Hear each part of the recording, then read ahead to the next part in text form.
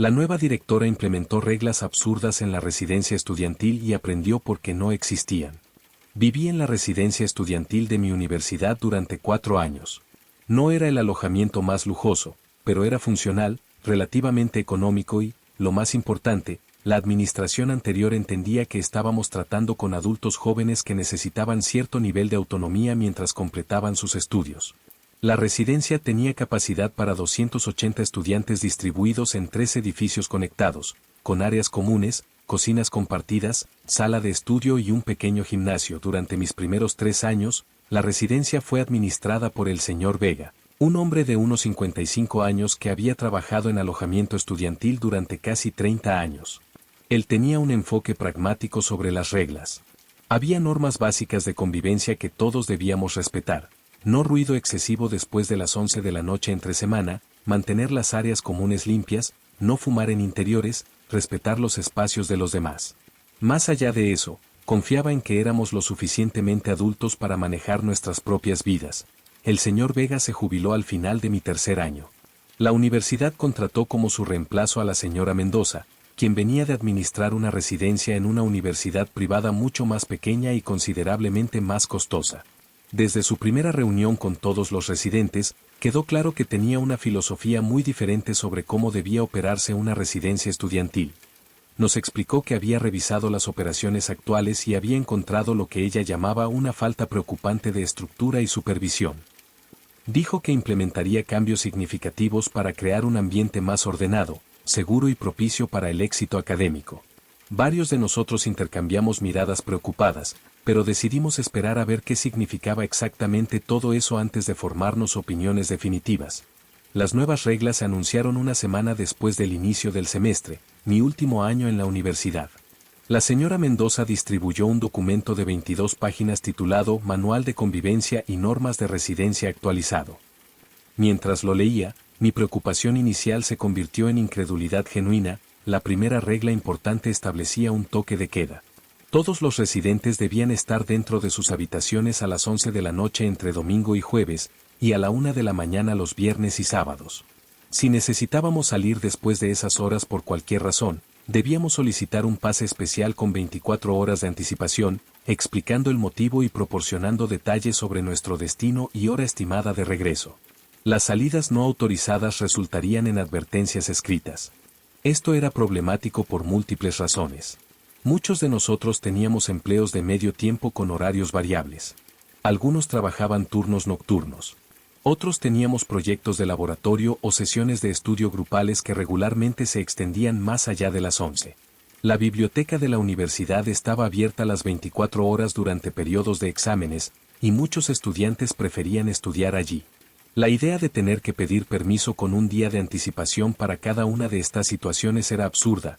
La segunda regla prohibía cocinar en las habitaciones individuales. Todos los alimentos debían ser preparados exclusivamente en las cocinas comunes, que ahora tendrían horarios de operación restringidos, de 7 de la mañana a 10 de la noche. Cualquier dispositivo de cocina encontrado en una habitación sería confiscado inmediatamente. Esto incluía cafeteras, hervidores de agua, microondas pequeños y cualquier otro electrodoméstico relacionado con alimentos. El problema era que las cocinas comunes tenían capacidad limitada. Con casi 300 estudiantes intentando usar las mismas instalaciones durante las mismas horas, especialmente durante las mañanas antes de clases, el sistema simplemente no era práctico. Muchos de nosotros habíamos resuelto esto teniendo cafeteras o hervidores simples en nuestras habitaciones para preparar café o té sin tener que competir por espacio en la cocina común a las 6:30 de la mañana. La tercera regla establecía que todas las visitas debían ser registradas en recepción, sin excepciones. Esto incluía a otros residentes visitando habitaciones diferentes a las suyas. Si mi amigo del segundo piso quería venir a mi habitación en el tercer piso para estudiar juntos, técnicamente ambos teníamos que bajar a recepción, registrar la visita, y luego subir. Las visitas de personas externas a la residencia tenían reglas aún más estrictas: horario límite de 8 de la noche, permanencia máxima de 2 horas, y absolutamente prohibidas después de las 6 de la tarde los domingos. La cuarta regla requería que mantuviéramos nuestras puertas abiertas durante el día. La señora Mendoza explicó que esto promovería un sentido de comunidad y facilitaría la supervisión. Solo podíamos cerrar nuestras puertas entre las 10 de la noche y las 7 de la mañana, o si específicamente necesitábamos privacidad para cambiarnos de ropa, en cuyo caso no debía exceder 15 minutos. Esta regla violaba completamente nuestra privacidad y comodidad. Muchos de nosotros estudiábamos en nuestras habitaciones durante el día. Algunos hacían ejercicio, meditaban, o simplemente necesitaban tiempo a solas. La idea de que no podíamos cerrar nuestras puertas por más de 15 minutos durante todo el día era invasiva y poco razonable. Había docenas de reglas adicionales sobre todo, desde cuántas decoraciones podíamos tener en las paredes hasta la frecuencia con que debíamos lavar nuestra ropa de cama. Pero esas 4 eran las más problemáticas y las que generaron más resistencia inmediata. Un grupo de aproximadamente 30 residentes, incluyéndome a mí, solicitó una reunión con la señora Mendoza.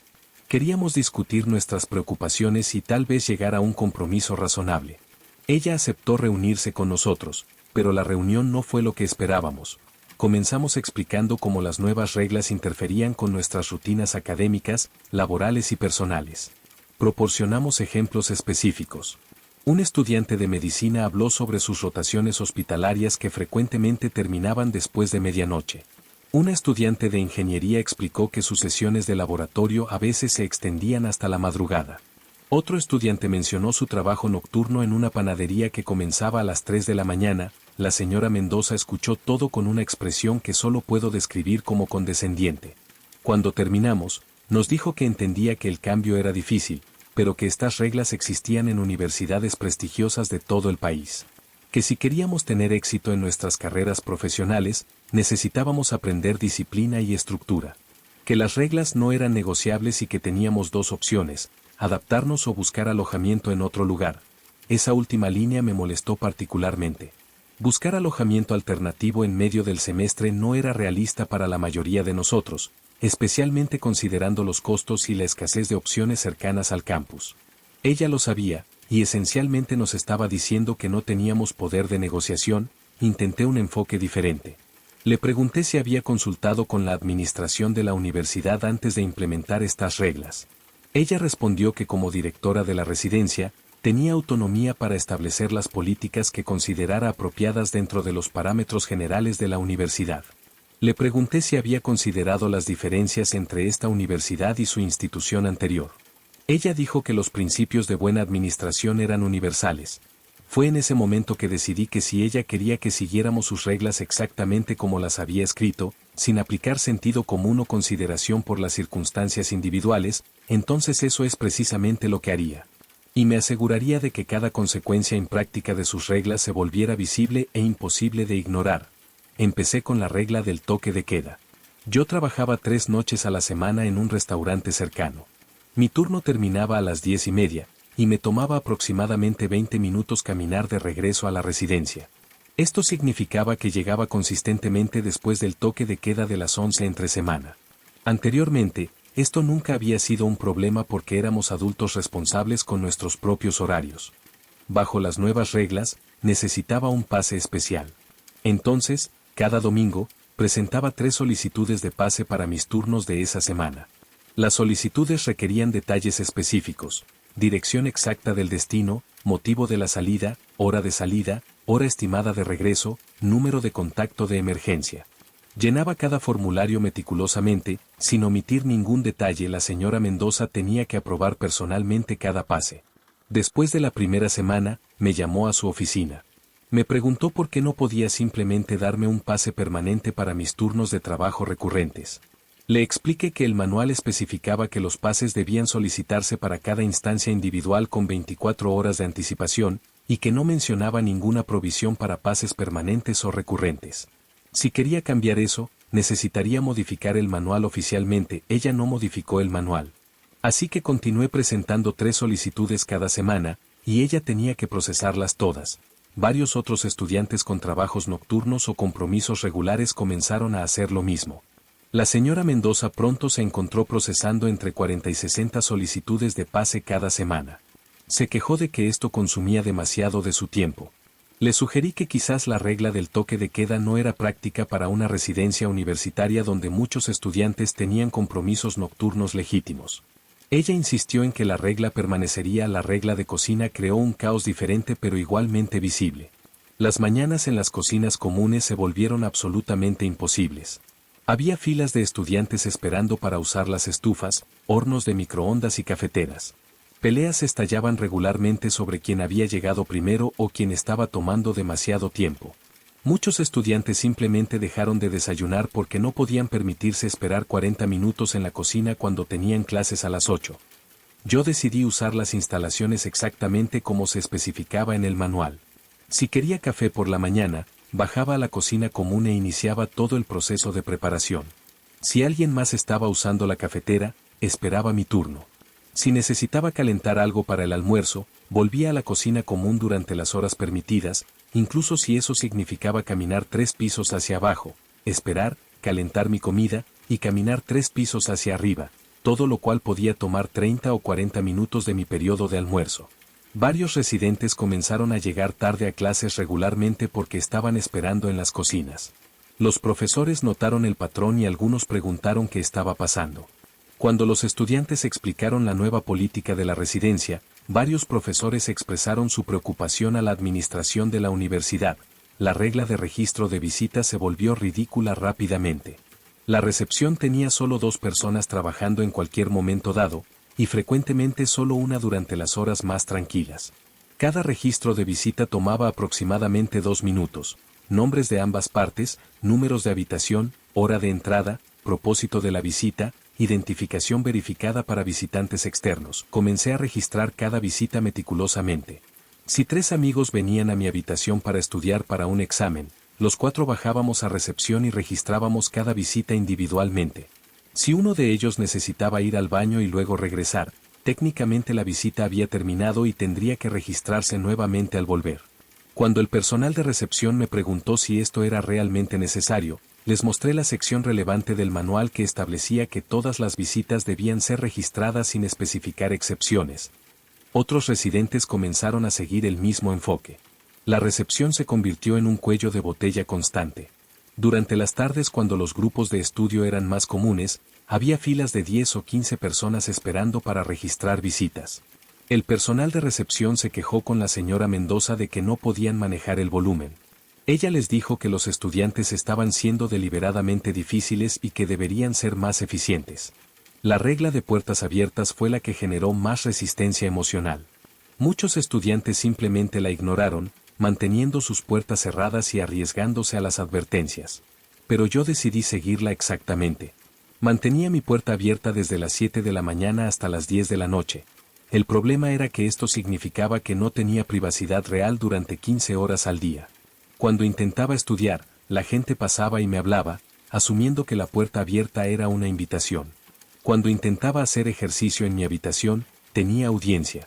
Cuando quería simplemente descansar, no podía hacerlo cómodamente sabiendo que cualquiera podía ver dentro en cualquier momento. Después de una semana de esto, comencé a aplicar la excepción de 15 minutos para privacidad de manera muy literal. Cada vez que necesitaba concentrarme para estudiar o escribir un ensayo, cerraba mi puerta, ponía un temporizador por exactamente 15 minutos, y luego la abría nuevamente. Luego esperaba unos minutos y repetía el proceso. Hacía esto durante horas cuando tenía trabajos importantes. La señora Mendoza pasaba regularmente por los pasillos verificando el cumplimiento de las reglas. Un día me encontró con la puerta cerrada. Tocó y preguntó por qué estaba cerrada. Le expliqué que estaba usando mi periodo de privacidad de 15 minutos. Ella preguntó para qué. Le dije que para estudiar sin distracciones. Ella dijo que eso no era el propósito de la excepción de privacidad. Le pregunté qué era exactamente el propósito si no estaba especificado en el manual. Ella no tenía una respuesta clara más allá de cambiarse de ropa. Le señalé que el manual no limitaba la excepción exclusivamente a cambiarse de ropa.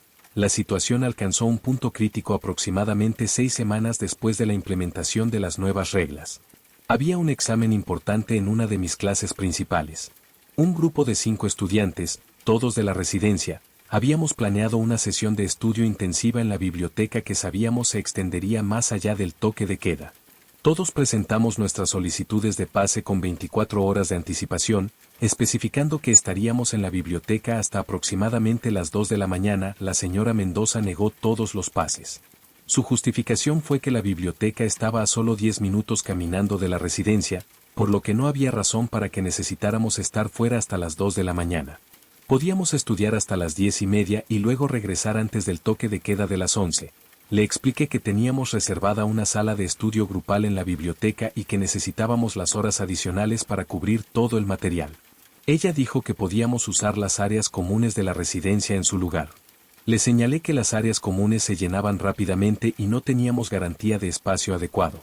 Ella dijo que eso no era su problema. Decidí seguir sus instrucciones exactamente. Estudiaríamos en la residencia y regresaríamos antes del toque de queda. Reuní al grupo en el área común a las 6 de la tarde. Éramos 5 personas con libros, computadoras, calculadoras y materiales de estudio esparcidos por toda una mesa grande. Hablábamos, discutíamos problemas, trabajábamos en ecuaciones en la pizarra portátil que habíamos traído. El área común era también donde otros residentes veían televisión, socializaban, comían y se relajaban. Nuestra sesión de estudio intensiva ocupaba una porción significativa del espacio y generaba bastante ruido. Varios residentes se quejaron de que no podían escuchar su programa de televisión sobre nuestras discusiones. Les pedí disculpas, pero expliqué que la directora había negado nuestros pases para estudiar en la biblioteca, así que teníamos que usar los espacios comunes de la residencia. A las 9 de la noche, teníamos aproximadamente una docena de residentes molestos porque nuestro grupo de estudio había tomado el área común durante 3 horas y todavía no habíamos terminado. Alguien se quejó directamente con la señora Mendoza. Ella vino al área común y nos pidió que mantuviéramos el ruido bajo. Le expliqué que estábamos estudiando para un examen importante y que necesitábamos discutir el material verbalmente. Si había un mejor lugar para hacerlo, estaríamos felices de trasladarnos allí. Ella no ofreció alternativas. A las 10:30, comenzamos a recoger nuestras cosas. Habíamos cubierto aproximadamente el 70% del material que necesitábamos revisar. Los 5 estábamos estresados porque sabíamos que no estábamos tan preparados como necesitábamos estar. Al día siguiente, el examen no nos fue especialmente bien a ninguno. No reprobamos, pero nuestros resultados fueron notablemente más bajos que nuestros promedios habituales, pero el verdadero problema surgió con otra estudiante de nuestro grupo, Camila. Ella tenía una beca académica que requería mantener un promedio específico. El resultado de ese examen puso su promedio justo en el límite. Estaba visiblemente angustiada y mencionó que consideraría presentar una queja formal sobre cómo las políticas de la residencia habían interferido con su preparación académica. Yo la animé a hacerlo. También sugerí que otros estudiantes que habían experimentado problemas similares hicieran lo mismo. Durante las siguientes 2 semanas, la Oficina de Asuntos Estudiantiles de la universidad recibió aproximadamente 45 quejas formales sobre las políticas de la residencia. Las quejas mencionaban específicamente interferencia con el éxito académico, restricciones poco razonables sobre horarios de trabajo, pérdida de privacidad y creación de ambientes estresantes que no conducían al aprendizaje. Varios profesores también presentaron sus propias preocupaciones. Habían notado que los estudiantes de la residencia estaban llegando tarde a clases matutinas con más frecuencia, parecían más cansados, y algunos habían mencionado explícitamente que las nuevas políticas de alojamiento estaban afectando su capacidad de prepararse adecuadamente para clases. La administración de la universidad finalmente convocó una reunión con la señora Mendoza, representantes de asuntos estudiantiles y un grupo de residentes que incluía a varios de nosotros que habíamos estado documentando los problemas. La reunión fue tensa desde el comienzo. La señora Mendoza presentó primero, defendiendo sus políticas como estándares apropiados para una residencia universitaria profesional. Mencionó que venían de su experiencia exitosa en su institución anterior y que el problema era que los estudiantes aquí no estaban acostumbrados a niveles apropiados de estructura y supervisión. Cuando fue nuestro turno, varios estudiantes hablaron sobre cómo las políticas habían afectado negativamente su vida académica y personal. Camila habló sobre cómo la negación de su pase para estudiar en la biblioteca había contribuido a su bajo rendimiento en el examen. El estudiante de medicina habló sobre cómo la regla del toque de queda era incompatible con las demandas de sus rotaciones hospitalarias. La estudiante con el trabajo en la panadería explicó cómo el proceso de pase se había vuelto una carga administrativa absurda para algo tan simple como ir a trabajar. Yo presenté la documentación que había estado manteniendo. Mostré el número de solicitudes de pase que se estaban procesando semanalmente y cómo esto representaba un uso ineficiente del tiempo tanto de la directora como de los estudiantes. Mostré datos sobre cuánto tiempo los estudiantes estaban esperando en las cocinas comunes y cómo esto se correlacionaba con reportes de estudiantes saltándose comidas o llegando tarde a clases. Mostré ejemplos específicos de cómo la regla de puertas abiertas había creado situaciones en las que los estudiantes no podían concentrarse efectivamente en sus estudios dentro de sus propias habitaciones. Lo más importante, mostré que había seguido cada regla exactamente como estaba escrita. No había violado ninguna política. Había solicitado pases cuando se requerían. Había usado las cocinas durante las horas permitidas. Había registrado visitas apropiadamente. Había mantenido mi puerta abierta durante las horas especificadas. Y aún así, el sistema claramente no estaba funcionando. El representante de asuntos estudiantiles hizo la pregunta obvia: si las políticas eran tan exitosas en la institución anterior de la señora Mendoza, ¿por qué estaban causando tantos problemas aquí? La señora Mendoza explicó que su universidad anterior era más pequeña, más selectiva y tenía diferentes tipos de estudiantes. Esencialmente admitió que las políticas habían sido diseñadas para un contexto completamente diferente. El representante preguntó por qué, dado que era obvio que las políticas no estaban funcionando aquí, la señora Mendoza no había hecho ajustes cuando los problemas se hicieron evidentes. Ella respondió que hacer excepciones o modificaciones habría socavado su autoridad y enviado el mensaje de que las reglas eran negociables. Ahí fue donde el representante de asuntos estudiantiles dejó algo muy claro. Las políticas de la residencia debían servir a los estudiantes y apoyar su éxito académico. No eran un fin en sí mismas, y ciertamente no existían para demostrar la autoridad de un administrador. Si las políticas estaban interfiriendo con la educación de los estudiantes, lo cual la evidencia sugería claramente que estaban haciendo, entonces necesitaban ser revisadas. La reunión concluyó con una decisión clara. Las políticas de la señora Mendoza serían suspendidas inmediatamente. Un comité compuesto por personal de la residencia, representantes estudiantiles y personal de asuntos estudiantiles revisaría todas las políticas de alojamiento y desarrollaría un nuevo conjunto de directrices que equilibraran seguridad, convivencia respetuosa y las necesidades prácticas de estudiantes universitarios adultos. La señora Mendoza permanecería como directora, pero trabajaría bajo la supervisión directa de asuntos estudiantiles durante este periodo de transición. El nuevo conjunto de políticas que eventualmente se implementó se parecía mucho a lo que habíamos tenido bajo el señor Vega. Normas básicas de convivencia, respeto por el espacio y tiempo de los demás, mantenimiento razonable de áreas comunes. Pero sin toques de queda, sin restricciones absurdas sobre cocinar, sin requisitos de puertas abiertas, y sin burocracia excesiva para cada aspecto de nuestras vidas diarias, la señora Mendoza permaneció solo hasta el final de ese año académico. Según entendí, aceptó una posición en otra institución donde aparentemente su enfoque era más compatible con la cultura de esa comunidad. No la culpo personalmente. Creo genuinamente que ella pensaba que estaba mejorando las cosas, aplicando lo que había aprendido funcionaba en otro lugar. Su error fue asumir que un enfoque exitoso en un contexto sería automáticamente exitoso en otro, y su error aún mayor fue negarse a adaptar ese enfoque cuando quedó claro que no estaba funcionando. Para mí, la experiencia fue educativa de varias maneras.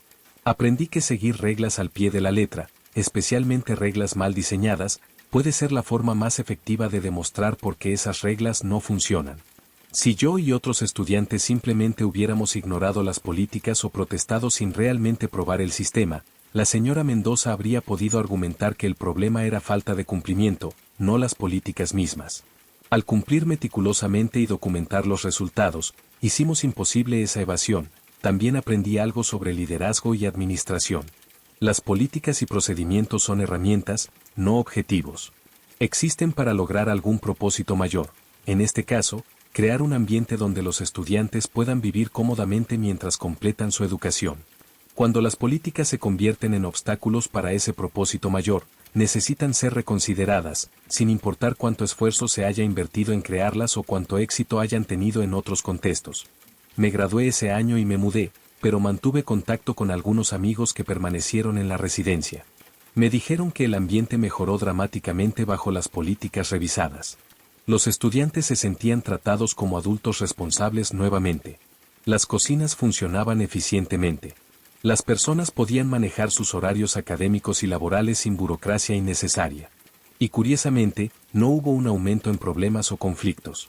Resultó que confiar en que estudiantes universitarios adultos se comporten responsablemente, mientras se proporcionan directrices razonables, funcionaba mejor que intentar controlar cada aspecto de sus vidas diarias. Ahora, varios años después, Ocasionalmente pienso en esa experiencia cuando me encuentro en situaciones donde alguien intenta imponer reglas o procedimientos que parecen desconectados de la realidad práctica.